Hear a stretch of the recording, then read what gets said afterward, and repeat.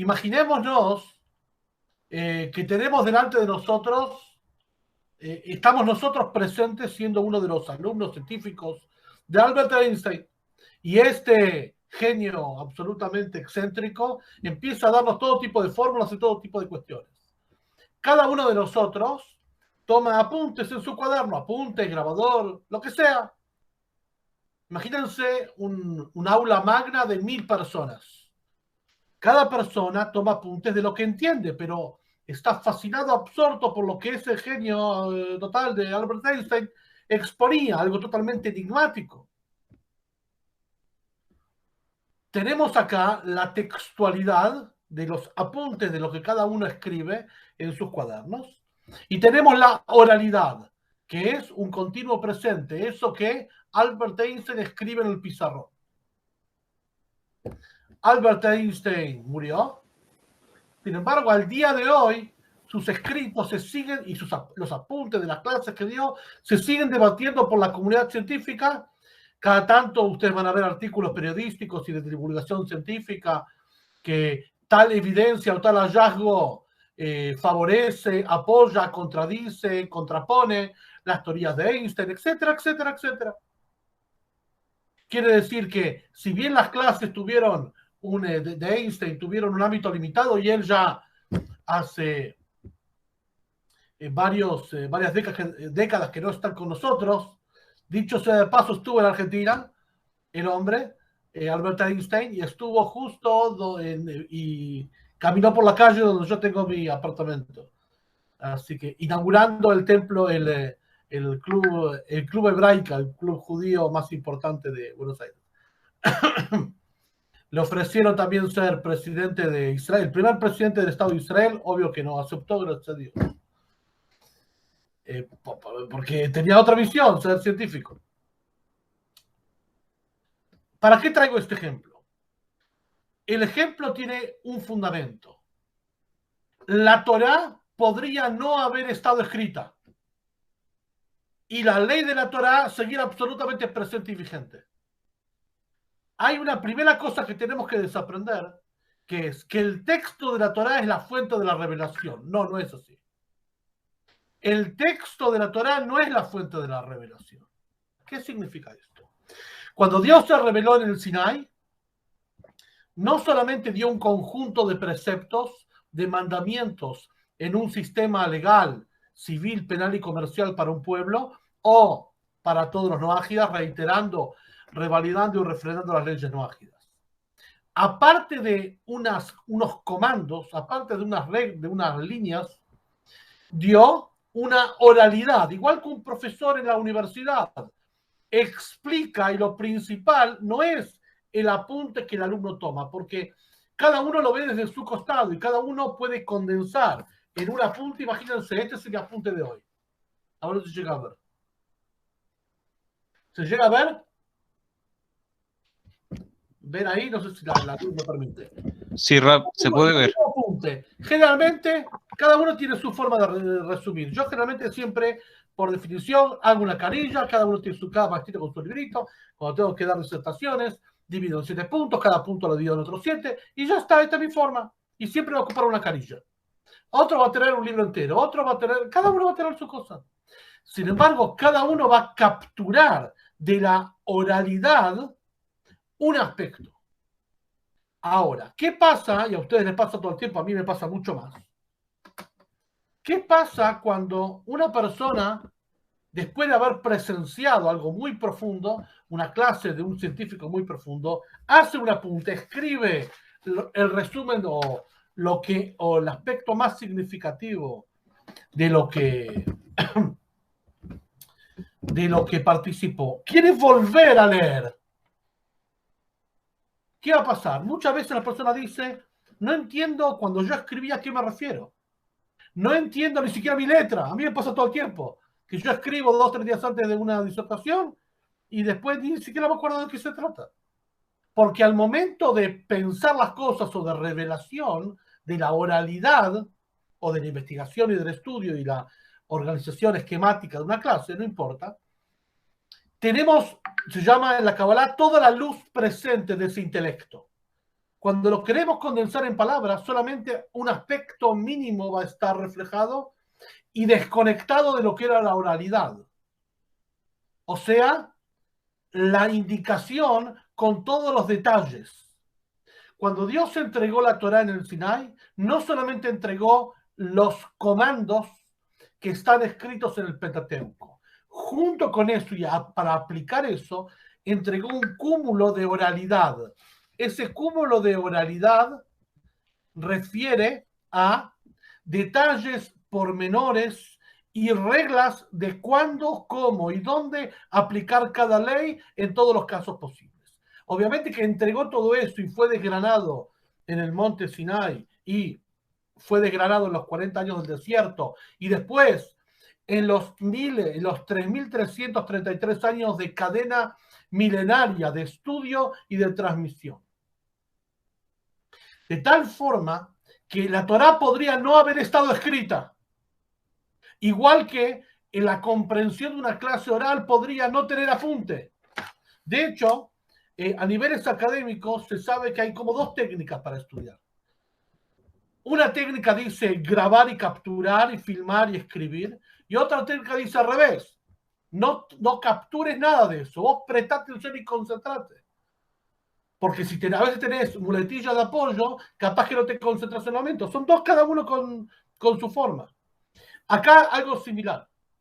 Dios entregó la Torá de tal forma de que el texto no sea la fuente. A diferencia de cómo se piensa. Porque la gente que piensa, bueno, a ver qué dice el versículo y a ver cómo lo interpreto. No, eso es un error absolutamente. No arranca por ahí directamente. Es por eso que nosotros, en todos los cursos que damos, nunca empezamos con el texto de la Torá. La gente se sorprende, pero bueno, quiero estudiar Torá y no me enseñas Torá. Me hiciste tirar todos los libros de la Biblia anterior y ahora no me das esto. Porque no comienza ahí, comienza de otro lado diferente. Entonces, en el transcurso de los milenios de continuidad, de cadena milenaria ininterrumpida, de transmisión oral, porque de nuevo, la Torá no se entregó como libro, la Torá se entregó igual que las clases. El libro es solamente el apunte. Lo principal es lo que el maestro explicó en el aula, que es Dios revelándose entre millones de personas, entregando reglas a los sabios y la gente transmitiéndolo, enseñanzas que solamente se transmiten de padre a hijo, de hijo a padre, etc. Y enseñanzas que se transmiten a través de los sabios, las cuestiones para dirimir a través de los sabios de cada momento y lugar, como lo trae Deuteronomio 17. Cada vez que tengas una disputa que no sepas, tenés que ir al sabio de cada momento y lugar y ahí preguntarle. Por lo tanto, ¿qué pasaría si todos los alumnos, volviendo al ejemplo de Einstein, qué pasaría si todos los alumnos de Einstein se reunieran en las diferentes décadas que le enseñó y juntaran todos los apuntes que hicieron? En esa época ni siquiera había, capaz que recién empezaban las grabaciones en disco de pasta. ¿Qué pasaría? Y juntarían, de hecho se hacen en ámbitos académicos, juntan todos los apuntes. Cada apunte va a decir otra cosa y cada apunte va a reflejar otra dimensión de la revelación de Einstein. Un apunte, por ejemplo, del año 1930 podría decir: estoy delante de un genio absolutamente, no comprendo una palabra de lo que dice, pero entiendo que lo que dice no es solamente lo que dice, sino que detrás de eso hay esquemas no solamente físicos y matemáticos, sino también esquemas filosóficos. Otro apunte podría decir: lo que está escrito en el pizarrón es una verdad inamovible y debemos comprobarla. Otro podría decir: esta verdad ya se comprobó. Y cada uno de los textos va a referir a una dimensión diferente de la oralidad de la clase, pero siempre refiere a la oralidad de la clase. Entonces, cuando hablamos de interpretar el texto de la Torá, tenemos que saber que el texto de la Torá solamente, en primer lugar, podría no haber estado escrito. Y la ley de la Torá seguiría inconmensurablemente, como el Maimónides nos trae en el libro, el libro del conocimiento, que la fuente de veracidad de la Torá es una sola cosa: el testimonio en millones de personas de la revelación de Dios en el Sinai, no el libro de la Torá. Es decir, que desde un principio se entregaron las leyes de la Torá como un texto que es un apunte, y el secreto de la interpretación de eso quedó en manos de la transmisión oral, a desarrollarse durante 1500 generaciones. Esta revelación oral tuvo diferentes momentos. Llegó un punto del pueblo judío que tuvo que escribirse y empezar a escribirse en diferentes saberes. En el Talmud, que es no un libro ni una serie de libros, es un saber en sí mismo. En el Midrash, que es un saber en sí mismo. En otros libros, en otra serie de saberes que son un saber en sí mismo. ¿Por qué se tuvo que escribir y no seguir con la tradición oral? Principalmente porque había un peligro real de que el pueblo judío no hubiese podido transmitir a la próxima generación esto. ¿Por qué? Porque se destruyó el templo de Jerusalén y todo el pueblo judío fue en exilio, no había comunicaciones, estamos hablando de 1500 años antes que exista la imprenta, entonces no había forma de que la transmisión oral, que es la condición imprescindible para entender el apunte, porque el apunte solamente puede ser comprendido para aquel que estuvo presente en la clase. Para el que no estuvo presente en la clase no tiene la menor idea de qué se trata, y tampoco hay forma que se dé cuenta.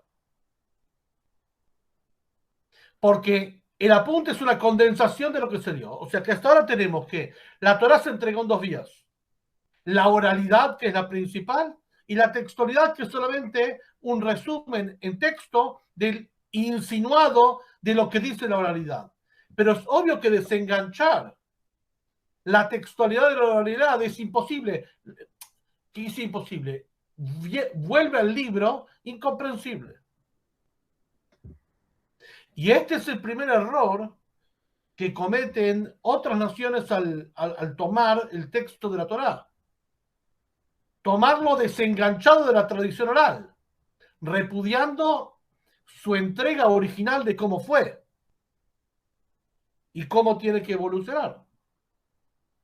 Por lo tanto, leer un libro de la Torá en español, por más que vos sepas el idioma, no tiene ningún sentido. ¿Por qué? Porque, ¿qué dice? ¿Quién dice que lo que ahí dice es así? Más todavía, si no fuera por la Torá oral, ni siquiera podríamos leer el texto de la Torá en hebreo, sin saber lo que dice. Porque la vocalización del texto de la Torá también es de tradición oral. Que no solamente que no supiéramos qué dice, sino tampoco leerlo. Volvería al libro totalmente críptico. Y el libro de la Torá, si algo es, son leyes a aplicar en el aquí y ahora para todas las naciones. Para los judíos, ley de la Torá; para los no ágidos, ley común, ley no ágida. La ley natural, que se llama. La ley de los 7 principios, ley natural, ley que no refiere a un pueblo determinado, no refiere a un momento determinado, ley atemporal para todas las naciones. Por lo tanto, lo primero que tenemos que saber, que al momento de interpretar la Torá, no tenemos que empezar con el texto de la Torá. Tenemos que empezar con aquella oralidad que en algún momento fue transmisión de todo un pueblo. Literalmente, no había textos, era todo oral. De todo un pueblo.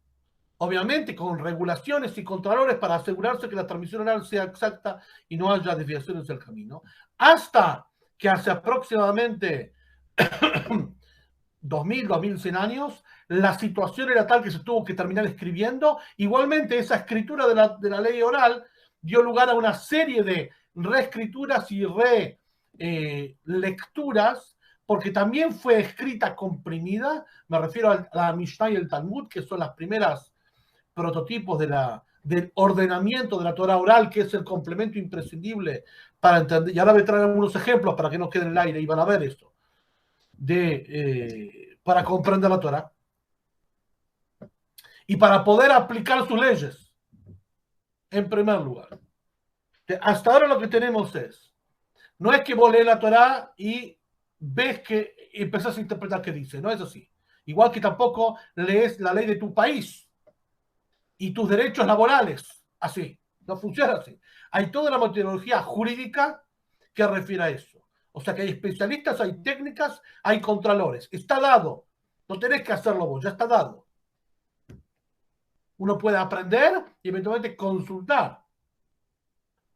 Y si uno se vuelve experto, también opinar. Pero la gente ya quiere opinar cuando todavía ni empezó a ver qué dice. Empieza al revés.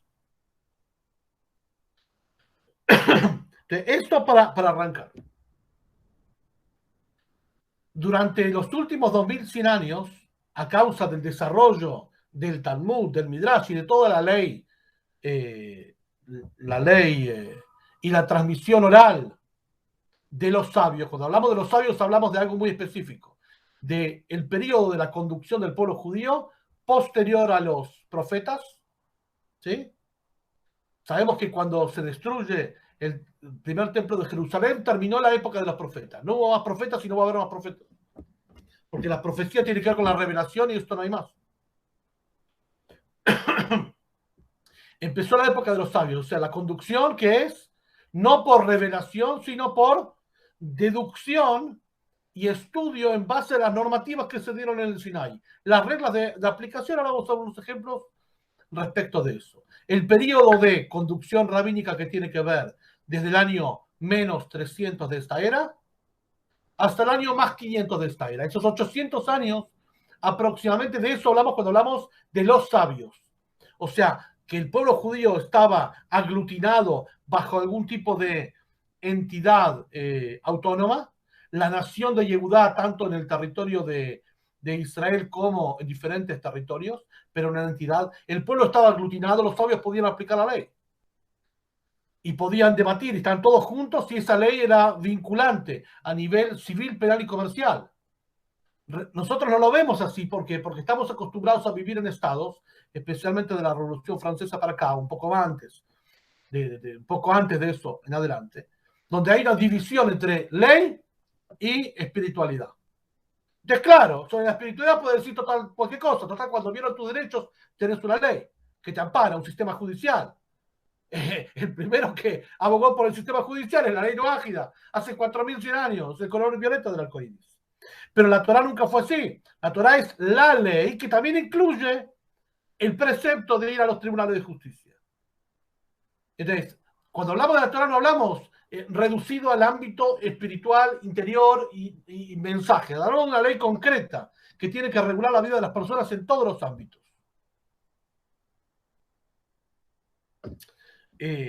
Por lo tanto, la única verdad en esto la tiene aquel cuya ley fue relevante toda la vida, que se juzgaba bajo esa misma ley, que es el pueblo de Israel y sus sabios. Porque todo el pueblo de Israel es como decir, tenés una duda en la salud de una persona y no se sabe si tiene que operarse a corazón abierto o no. Y podés preguntarle a varias personas. Puedes preguntarle a un científico de la academia, puedes preguntarle a un periodista que se ocupó 40 años de cubrir casos de operación a corazón abierto, o puedes preguntarle al cirujano que está delante de la camilla. Entonces, ¿quién va a tener exacto el tema de qué hacer? El cirujano que está delante de la camilla, porque para él se hace cargo, para él es relevante.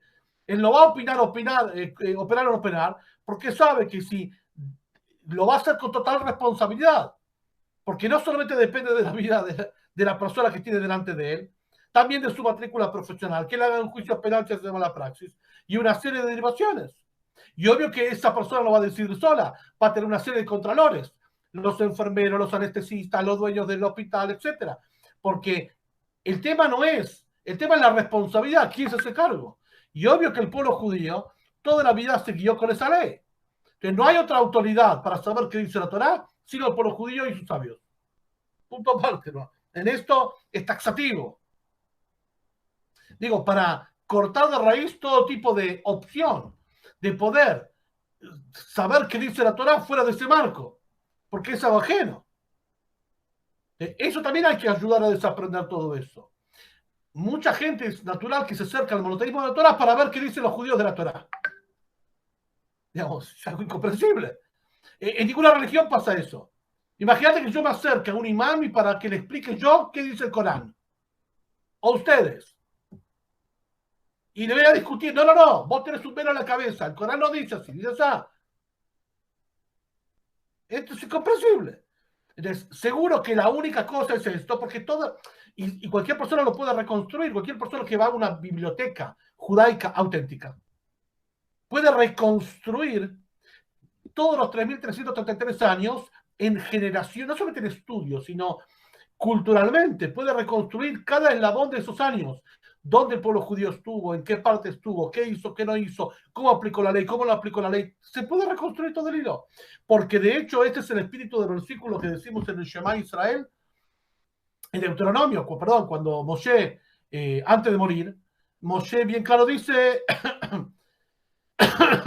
pregunten a sus abuelitos, transmitan generación tras generación, es eso. Desde entonces hasta ahora esa es la forma de transmisión generacional. Entonces, hasta acá es una introducción general. Ahora vamos a lo específico. El que se internó alguna vez en los mares, investigó, exploró lo que es el Talmud, y ya de esto vamos a dar también una serie de pláticas especiales. Se da cuenta que es un libro absolutamente, no sé si es un libro, es un saber absolutamente fascinante, donde se presentan todos los debates y discusiones y modos de aplicar la ley. Es como una gran cocina. Imagínense entrar, uno va a un hotel 7 estrellas y pide el platillo más elaborado y más sofisticado que haya. Entonces, tenés dos formas de verlo. Vos sos el cliente, estás sentado en el comensal y te traen el platillo más elaborado. Pero si en lugar de ser vos el cliente, el comensal, vas a la cocina donde se elaboró eso, en la cocina no hay tanto, es absolutamente diferente la configuración. Hay diferentes postas, cada posta elabora un mise en place, una base de cocina. Viene el chef y dice, combinen esto con esto. No, no, no cambien, para acá, para allá. Y la misma masa que puede ser para pasta y fideo, puede ser para torta o para pan. O mezclemos esto para acá y mezclemos esto para allá. El que no entiende el código cree que es un caos, pero no es ningún caos. Porque la cocina no está para dar leyes, para dar platillos determinantes.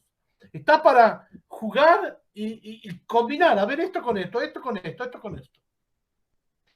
¿Cómo van las cosas? ¿Cómo se aplica? Y para acá y para allá. El Talmud es un lenguaje así. Por lo tanto, el que se acerca al Talmud y dice, decime cómo es la ley, acá no, es al revés.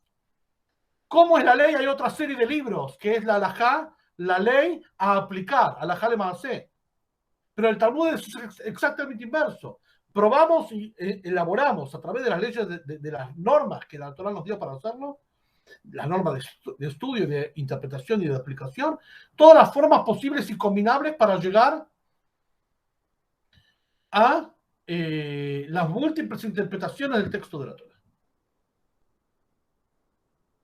Al igual que en el ejemplo que dijimos antes, se juntan todos los alumnos de Einstein y tratan de reconstruir las clases orales a partir de los apuntes. Exactamente lo mismo. Y ese es el salón del Talmud. Por eso, y ustedes prueben, pongan online clase de Talmud, dafyomi.es, por ejemplo, y otros más. Presencien, cualquiera importa, al azar, sin ningún tipo de preparación previa. Vean de qué se trata para ver cómo es el tema y van a ver que el que lo ve de afuera parece como un laberinto, como una persona que nunca estuvo en una cocina profesional de un hotel, que se elaboran capaz que 3.000, 4.000 porciones diferentes a la carta en diferentes restaurantes, no entiende de qué se trata. Porque uno está acostumbrado a, puede ser un restaurante o puede ser un lugar, un hogar o una institución, algo más pequeño. Pero acá hablamos que el que entra a una cocina no entiende de qué funciona, cuál es el orden interno. Porque ve 50, 60 trabajadores corriendo cada uno para un lugar, cada uno haciendo cosas diferentes y no entiende el orden interno de qué se trata. Para dar orden a eso, para prolijar eso, existieron sabios posteriores al Talmud que nos ayudan a eso. Y acá sí viene la parte más práctica de lo que vamos a hablar hoy. Hoy vamos a hablar puntualmente de un gran sabio que es el clásico intérprete de la Torá. Rashi. Rashi es un acróstico de las palabras Rabbi Shlomo Itzhaki, Rabbi Shlomo Yitzhaki, un gran sabio judío que vivió en la ciudad de Troyes hace casi 1000 años, y él logró un sistema de escritura de un comentario, que el comentario ese es la base de hoy en día, de lo que es, y desde ese entonces hasta ahora, porque hay consenso absoluto en todo el pueblo de Israel, que el comentario que él logró, el comentario sobre el texto de la Torá y sobre el Tanaj y sobre el Talmud, es el reflejo más concreto de lo que es la interpretación del Pshat. Por Pshat entendemos, Peshat en hebreo, el sentido literal de las palabras. ¿Qué significa literalmente las palabras? No tanto en sentido filosófico, místico, ético, sino literal. ¿Cómo son los preceptos que la Torá o las historias que la Torá nos cuenta y cuál es su aplicación práctica? Ahora, ¿en qué este Rabbi Shlomo Yitzhaki, que pueden buscar la historia de él, fascinante absolutamente, escribió un comentario que él mismo, que al día de hoy ese comentario, y desde entonces, hace más de casi 1000 años hasta nuestros días, es el comentario que mayores super comentarios se escribieron acerca de él. El comentario de él sobre la Torá tuvo el mérito de tener super comentarios. Super comentario quiere decir, otros sabios en diferentes momentos y lugares de la historia escribieron y debatieron sobre sus palabras y desencriptan sus palabras. Más de 300 super comentarios. Cualquiera puede ver la nomenclatura de estos, por ejemplo, en libros de la Torá, ediciones de la Torá como edición de la Torá Gutnick, editorial Keot, o mismo el libro que vamos a explicar hoy en día, La Torá con Rashi, este libro que es fascinante, son 5 tomos, cada uno de estos tomos de este grosor es cada uno de los Pentateucos, ¿sí? Este es Devarim, Deuteronomio y así tal cual. Y es por eso que luego de que las personas tienen una primera aproximación al texto de la Torá auténtica, con Torah Temet, que es lo que nosotros sugerimos, después de eso lo que más sugerimos es que compren La Torá con Rashi, la serie La Torá con Rashi, que es editorial Jerusalén de México, aunque sea un tomo, no hace falta comprar los 5 tomos, un tomo, para que tengan una visión de qué significa la interpretación de la Torá. Quizás habría antes de este otra serie de libros, el Midrash dice, editorial Bnei Sholem, que cuenta ahí los comentarios de los sabios sobre cada una de las secciones de la Torá en forma narrativa, y también es más claro, pero cuando una persona quiere dedicarse a estudiar, este es el libro. Porque el libro, aparte de traducir al español el texto de la Torá y todo el comentario de Rashi, tiene también agregados de comentarios de estos, es una selección y una recopilación que hizo el autor todavía vive, de super comentarios sobre el versículo y te explica cuál es la intención de Rashi al comentar A, B, C, D. Rashi se puso una regla, voy a explicar, y él mismo lo dice en su comentario, voy a explicar todo lo que sea dificultoso en el texto de la Torá para que un chico de 5 años lo comprenda. Así puso, para que un chico de 5 años lo comprenda. Obviamente que los chicos de 5 años entonces, en el conocimiento de la Torá, eran mucho más avanzados que hoy en día nosotros los adultos. Por eso muchas veces tienen los super comentarios, y ahora voy a traer ejemplos para que no quede todo en el aire, se detienen a investigar cuál fue la pregunta que Rashi tuvo que requirió explicación. Como pueden ver en esta serie de libros, el comentario de Rashi, hay una historia famosa, Rashi era un maestro de escuela. Entonces, lo que él hacía era escuchar las preguntas que tenían los niños y otros niños también, y a veces se escondía detrás para escuchar qué otras aulas que no eran las de él, los niños formulaban preguntas y los maestros no tenían respuesta. Iba a su casa, investigaba dentro del mar del Talmud y sus comentarios, y el Midrash y sus comentarios, y escribía sintéticamente la respuesta a esas preguntas en palabras sencillas, citando el versículo y citando la explicación. O sea, versículo Génesis 1:1, las primeras palabras y después el comentario. Las primeras palabras y después el comentario. Escribía esto y lo escondía en los pergaminos que tenían los profesores. Los profesores al día siguiente iban a la escuela, abrían sus pergaminos porque no, estamos hablando 400 años antes de la imprenta, imagínense. Ellos lo interpretaron como que caía del cielo la respuesta, porque de repente veían un pergamino que le explicaba todo. Y así ese es el modo que tenía de ir mejorando y tanteando y corrigiendo su explicación hasta que pudo escribir toda la explicación del Pentateuco, de los profetas, de los escritos y después de todo el Talmud.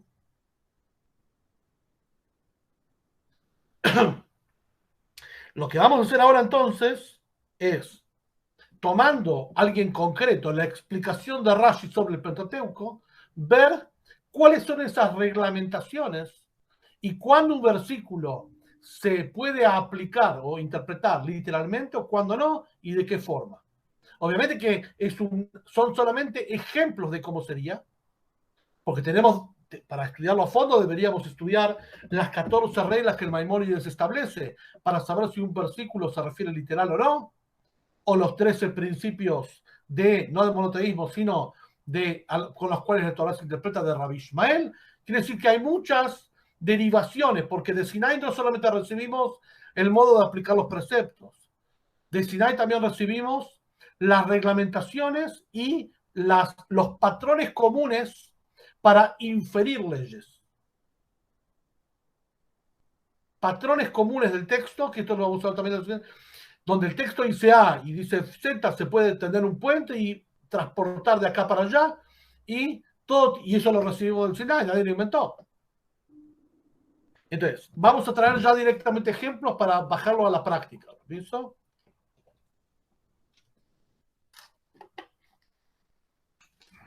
Entonces, vamos a empezar. Voy a tomar, tengo varios seleccionados, voy a tomar 2 o 3 ejemplos paradigmáticos.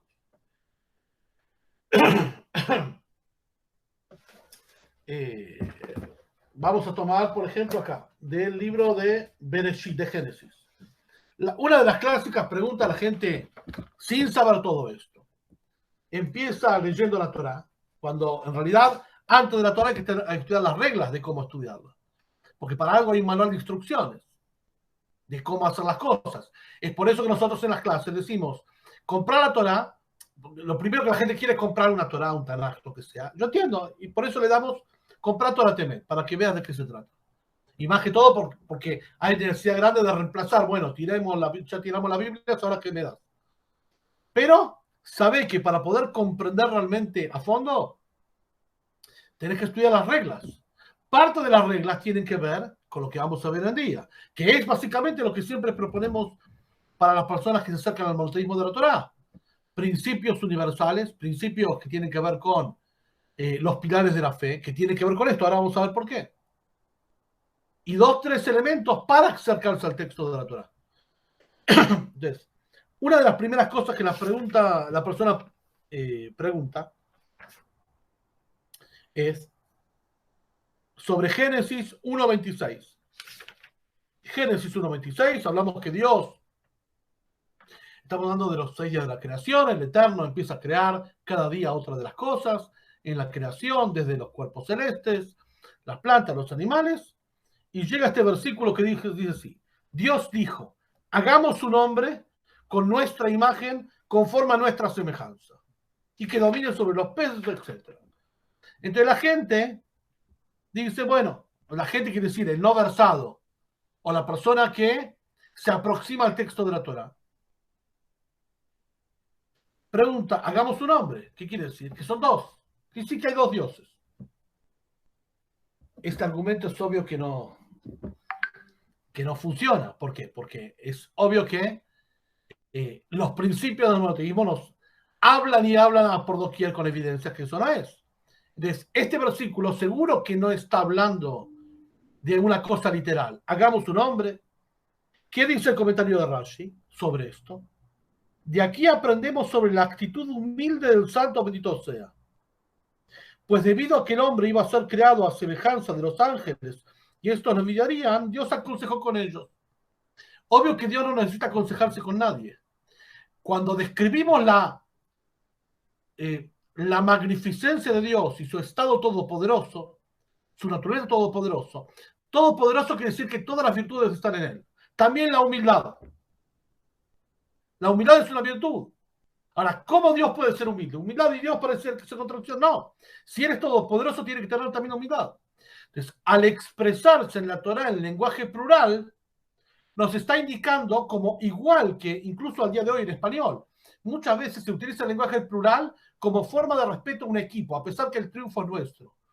Dice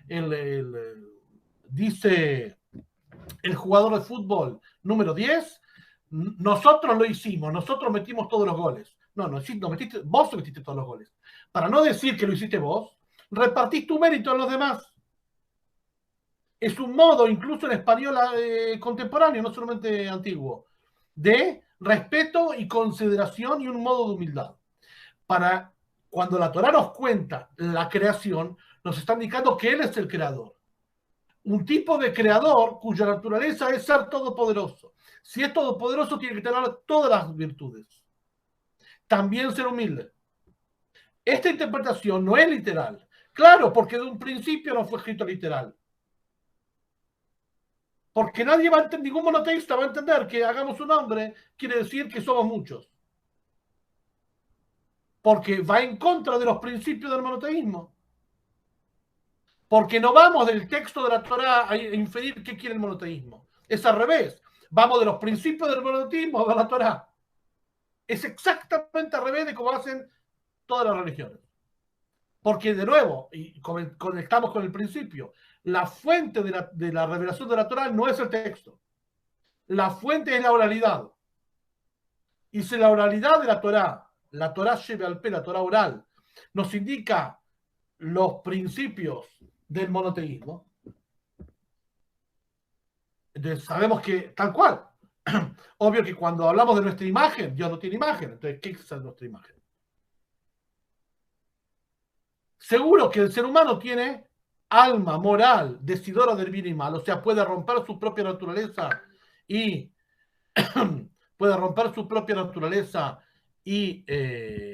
cambiarla, a diferencia de los animales que no pueden cambiar su naturaleza, etcétera, etcétera. Un ejemplo de cómo el comentario de Rashi lo explica. Voy a traer otros ejemplos no tan más prácticos. Por ejemplo, dentro de Génesis, otra pregunta clásica que se hace, ya que estamos en el libro, después vamos a pasar a otros.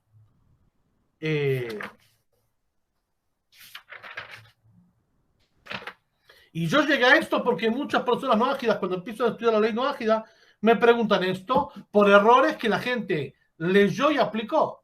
Hay como la gente pregunta, en lo ágida tiene prohibido comer sangre. No tiene prohibido comer sangre. En lo ágida no tiene prohibido comer ningún animal y tampoco la sangre del animal, puede comer toda la sangre que quiera. Ay, pero el versículo dice que la ley no puede comer sangre, no lo dice eso. Vamos a leer qué dice el versículo. Cuando en Génesis 9, Bereshit 9, después que termina el diluvio, Noah sale del arca y Dios le da las leyes noágidas. 6 leyes ya fueron dadas al primer hombre y a sus descendencias. La séptima ley es que el ser humano puede comer animales, todos los animales, ¿sí? Todo lo que se mueve y vive será alimento para ustedes, ¿sí? Antes estaba prohibido. Al igual que la hierba vegetal. Sabemos que el primer hombre fue dictaminado ser vegetariano y toda su descendencia no había permiso de comer carne. De matar animales para comer carne. Si el animal se moría solo, lo podías comer. Pero no había permiso de matar animales para comer carne. Acá, después del diluvio, Dios permite matar animales para comer carne. Pero la carne, con su alma, su sangre, no comerán. Pero la carne, con su alma, su sangre, no comerán. En hebreo es Ahbasar, Benafshod Amol Otochlelu. ¿Qué quiere decir la carne con su alma en su sangre? Rashi nos dice, que obviamente que Rashi no lo inventa o no lo deduce. Rashi lo toma del consenso del Talmud que debatió esto. Lo que hace Rashi es reordenar los debates del Talmud y sus comentarios y del Midrash y sus comentarios y acomodarlos de acuerdo al versículo o deducirlo. Muy pocas veces Rashi opina de sí mismo, escribe, cuando lo escribe lo fundamenta, pero principalmente reordena esto. Es como una persona que quiere aprender, ya que trajimos el ejemplo gastronómico, quiere aprender alta gastronomía. Entonces, la escuela de gastronomía te hace una visita guiada a una cocina real. Entonces, vos vas a la cocina del Hotel Internacional de 7 Estrellas. Y como describimos, vimos decenas de personas corriendo por todos lados, picando esto, y vos sos un alumno y no entendés de qué se trata. Entonces, la persona te dice, mira, yo te explico. Esta sección, acá se hacen los pescados, acá se sacan las carnes, acá se lava porque no se puede mezclar carne con pescado porque de gusto queda, acá viene la parte de higiene, acá viene la parte de proveedores. Entonces te empieza a describir todo el sistema y a reordenar, que vos podés ver toda la imagen completa y vos ves una coherencia, vos ves una construcción de sentido. A todo ese movimiento frenético que no entendías de qué va, ahora te das cuenta. Esa es la teoría de Rashi. Entonces Rashi comenta, carne con su alma, en este enunciado Dios le prohíbe comer la carne de cualquier miembro de un ser vivo. No prohíbe comer sangre, prohíbe comer mientras que el espíritu de vida, o sea, la vida del animal esté en su sangre. Y cuando el espíritu de vida, no el alma, el animal no tiene alma, espíritu de vida, o sea, eso que no está vivo, está en su sangre cuando está vivo. La frase quiere decir, todo el tiempo que el espíritu de vida del animal esté en ella, en la carne, mientras que el animal esté vivo, no deberán comer. Cuando la sangre esté en su carne, quiere decir mientras que la sangre circule por su carne. ¿Cuándo la sangre circula? Cuando está vivo. ¿Cuándo la sangre no circula? Cuando está muerto. Pero no habla de comer sangre. Diferente es comer sangre, que el pueblo judío sí tiene prohibido comer sangre. Y hay un versículo explícito de eso que está en Levítico 11. Pero eso es para el pueblo judío únicamente. El problema de esto es que justamente por la gente, no ustedes que sí lo hacen, pero muchas personas, al no comprender estas cosas, no solamente que empiezan a entender mal, empiezan a practicar mal y empiezan a abstenerse de cosas, hacer cosas y encima piensan que es lo correcto. Entonces, cuando de la comprensión pasa a la práctica, o peor todavía, a la enseñanza errónea, ya ahí hablamos de una distorsión muy peligrosa. Vamos a ir a otros más, ya para ir terminando. Por ejemplo, a ver qué más tenemos. Voy a citar, esto es, tengo varias versiones de todo, pero bueno. Perdón, el primer precepto que se dio después de la entrega del Sinai, ¿cuál es? Indemnización por lesiones. Indemnización por lesiones. Una persona lesionó a otra de alguna forma, tiene que indemnizarla. Hay una regla muy conocida por ustedes, que es una regla de la Torah oral, que se llama medida por medida. Es decir, que hay una proporcionalidad de las cosas. A la gente más piadosa, Dios las observa y las examina medida por medida. Dios es mucho más estricto con Moshe que con otras personas. Medida por medida quiere decir, si hablamos en lenguaje jurídico, el principio de la proporcionalidad. En la Torah vemos diferentes reglas y diferentes recompensas y diferentes sanciones. Y a cada transgresión determinada hay que darle una determinada sanción. No puedo mezclar las cosas porque hay un principio de proporcionalidad. Hay una proporcionalidad de las cosas. Entonces, vamos a leer un versículo y vamos a ver qué Rashi dice al respecto. Y para entender ese principio de proporcionalidad, si al pelear dos hombres golpeasen a una mujer embarazada, de modo que deba abortar, pero sin que haya fatalidad para la mujer, peleaban dos hombres, en el medio de la riña tiraron un golpe, la mujer embarazada perdió el feto, pero la mujer no murió. Cuando el esposo de la mujer lo demande en un tribunal al que dañó, aquel deberá pagar una indemnización, deberá pagar lo que estipulen los jueces.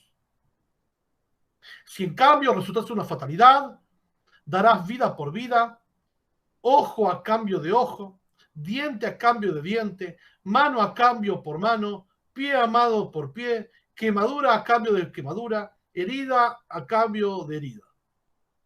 ¿Esto qué significa? En el versículo dice, ojo a cambio de ojo, Rashi nos dice, ve mamón, económicamente, no literalmente, sino económicamente. Tengo que resarcir esto. En el Talmud es un tratado entero de Erahim, tratado de Erahim se llama así, empieza a describir cómo son los modos de indemnización y las tasaciones, 5 ítems que hay, lucro cesante, daño, dolor, curación, etcétera, etcétera. Que tiene que pagar el que dañó. Que estos son todos principios de la legislación común, tomados de la Torá. Ahora, ¿de dónde sabe Rashi en realidad? ¿De dónde sabe el Talmud? Porque Rashi lo trae del Talmud. Que realmente es así. El versículo dice, ojo a cambio de ojo. Bueno, en la riña, vos me sacaste un ojo.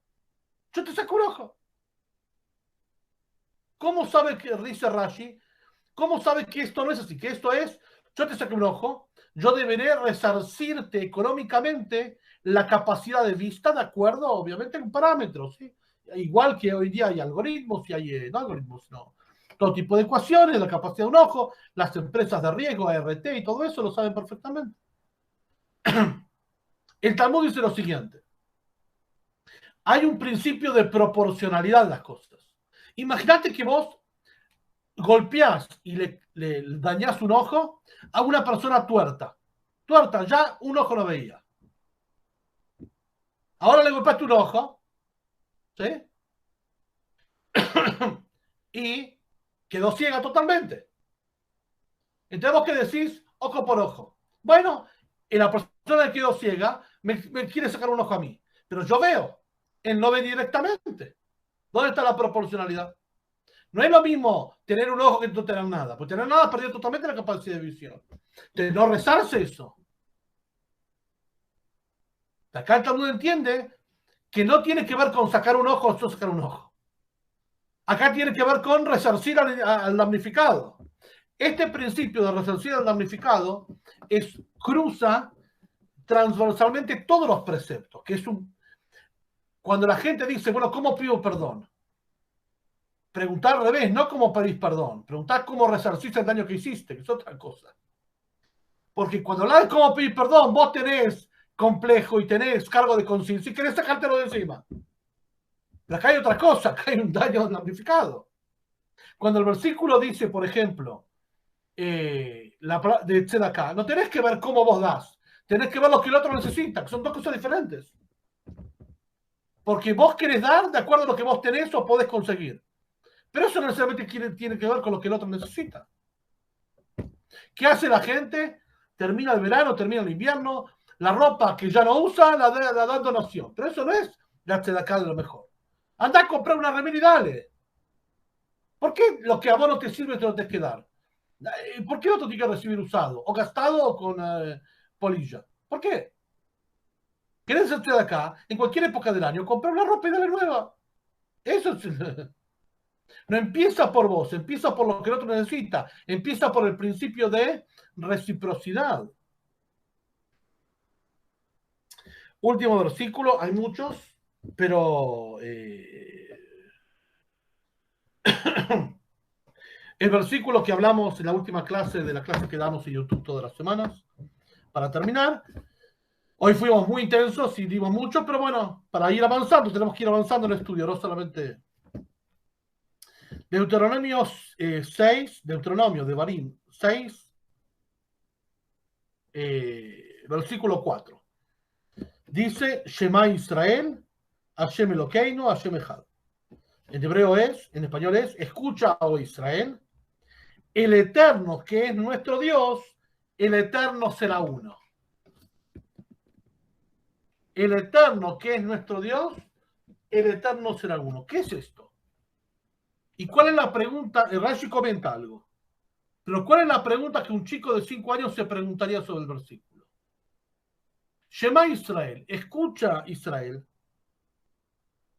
el Eterno es nuestro Dios. Uno. ¿Por qué el versículo dice, el Eterno que es nuestro Dios, el Eterno será uno? ¿Por qué repite 2 veces el nombre de Dios? Estaría de más. Se puede decir lo mismo en una sola frase, en una frase más cortada. Escucha Israel, el Eterno que es nuestro Dios es uno.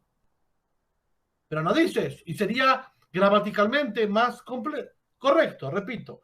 Shemai, lo que el chico de 5 años preguntaría, ¿por qué la frase rebuscada? Torcida. Escuche Israel, el Eterno, que nuestro Dios es uno. ¿Qué dice el versículo? Escuche Israel, el Eterno, que nuestro Dios, el Eterno es uno. Como que parecería que hay dos secuencias. Eso preguntaría el chico de 5 años.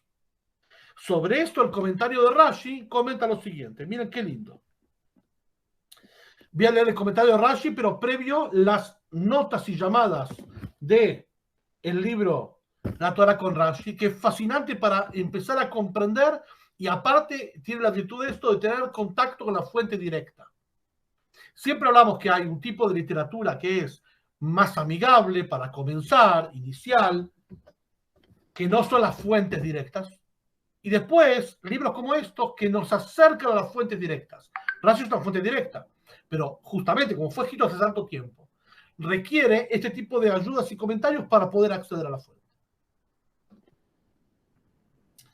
Si el único propósito de esta declaración fuera expresar la unidad y unicidad de Dios, sería superfluo que también afirmara que el Eterno es nuestro Dios. El Eterno es nuestro Dios. Lo sabemos, ¿qué venís a hablar? Lo sabemos esto. El versículo dice, el Eterno, que nuestro Dios, el Eterno es uno. ¿Pero qué debería decir? Más fácil. El Eterno, que nuestro Dios es uno. ¿Por qué repite de nuevo el nombre de Dios? ¿Qué dice Rashi? Escucha, oh Israel, el Eterno, que es nuestro Dios, el Eterno será uno. Esta declaración significa, escuchen bien, con esto vamos a terminar esta parte y vamos a dar espacio a las preguntas, pero es muy poderoso como mensaje y significancia. El Eterno, que ahora es nuestro Dios, pero no el Dios de las demás naciones. Las demás naciones no reconocen la cualidad monoteísta de acuerdo a la Torah. En el futuro, en la época del Mashiach y previo a ella, será el Eterno uno para toda la humanidad. O sea, el versículo que dice, escucha Israel, y acá Israel no se refiere solamente al pueblo de Israel, se refiere a los monoteístas. Escucha Israel, Hashem Elokeinu, el Eterno nuestro Dios, que ahora nosotros lo reconocemos, o sea, reconocemos la concepción del monoteísmo más absoluto de la Torá, Hashem Echad, será Dios uno. En la época del Mashiach. Como se declara, como lo trae el profeta Sofonías 3:9, porque en aquel entonces, en la época del Mashiach, yo transformaré a las naciones, dice el profeta en nombre de Dios, para que se expresen en un lenguaje claro, para que todos invoquen el nombre del Eterno. En la época del Mashiach todos invocarán la noción monoteísta de Dios. Quiere decir que antes de la época del Mashiach no lo harán. Y el versículo, ¿cómo se entiende? Justamente, el monoteísta dice, mira, ahora los no ágidas practicantes, los judíos y los judíos, y todos los monoteístas, de acuerdo a monoteístas de la Torá, reconocen la noción monoteísta de Dios, quiere decir, descubren el verdadero monoteísmo. Pero muchas naciones todavía no. Pero estamos seguros, si fuimos prometidos por el profeta, que va a llegar un momento donde todos lo van a reconocer. Y ese es el espíritu del versículo. Cuando decimos, es como una invitación a los demás también. Mira, no es solamente lo que nosotros sabemos, no es un secreto que lo tenemos que dejar encerrado en un cofre, al revés. Ahora lo hacemos nosotros y todo el que se quiere plegar. Pero en la época del Mashiach todos van a ser monoteístas. Y también se declara otro versículo, Zacarías 14:9, en aquel día el Eterno será uno y su nombre uno. ¿Qué quiere decir que va a ser uno y su nombre uno? Es uno y su nombre uno. No. Su nombre quiere decir como la gente lo llama, ese es el nombre. O sea que la gente va a clamar por Dios entendiendo, comprendiendo y asumiendo la noción auténtica del monoteísmo de la Torah, no lo que la gente piensa. O sea, detrás de la palabra Dios, un pagano dice, yo también creo en Dios. No, está bien, pero la noción del monoteísmo de la Torah vos no la tenés una noción que para la Torah es algo pagano eso, más allá que vos te declares monoteísta. Te declaras monoteísta porque es feo decir que sos politeísta, o pagano, pero es lo mismo, te arrodillás o no te arrodillás, crees en dualidades, es lo mismo. Pero de nuevo, el versículo entonces, ¿cómo se lee? Escucha Israel, Dios es nuestro Dios, el Eterno es nuestro creador, nuestro Dios, el Eterno es uno. ¿Qué quiere decir? El Eterno, que es nuestro Dios ahora, no es que no lo sea de las naciones, nada más que las naciones paganas no lo reconocen. En la época del Mashiach sepan que todos lo van a reconocer. Y Rashi esto lo toma del Talmud. ¿Bien? Y el Talmud lo toma a su vez de dos versículos. Del versículo del profeta Sofonías, que dice, entonces transformaré a las naciones para que hablen un solo lenguaje, se refiere a una misma servicio, quiere decir que hasta entonces no va a pasar, como ahora, que algunos sí, algunos no. Algunos de naciones se despiertan al monoteísmo de la Torah, pero no. Y el otro versículo de Zacarías, que entonces, en la época del Mashiach, será el Eterno uno y su nombre uno. Quiere decir que hasta ahora no. ¿Se dan cuenta cómo el comentario de Rashi nos esclarece absolutamente las cosas? Nos ordena y nos responde las preguntas que incluso un niño de 5 años podría preguntar.